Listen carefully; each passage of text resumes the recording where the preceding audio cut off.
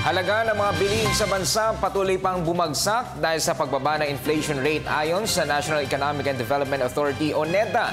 Ang detalye sa ulat ni George Bandola. Sa unang pagkakataon, matapos ang 20 taon, bumaba pa ang halaga ng mga bilihin ayon sa National Economic and Development Authority. Sabi ng Philippine Statistics Authority kasi, naitala ang 0.8% na inflation rate nitong buwan ng Hulyo. Mababa kaysa sa 1.2% noong buwan ng Hunyo at di hamak na lubhang mababa kaysa noong isang taon sa 4.9%.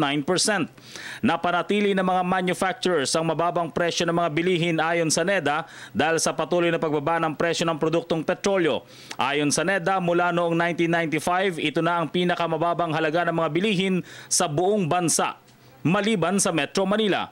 Sa Metro Manila kasi, bahagyang tumaas sa 0.8% ang inflation rate mula sa 0.6 noong nakarang Hunyo. Pero dahil sa mababang halaga ng mga bilihin at produkto sa ibang mga rehiyon, gaanong nakaapekto sa pangkalahatang inflation rate. Bunga nito, sabi ng NEDA, pasok na pasok sa target na 2.0 hanggang 4.0% for the year 2015 ang kasalukuyang inflation rate.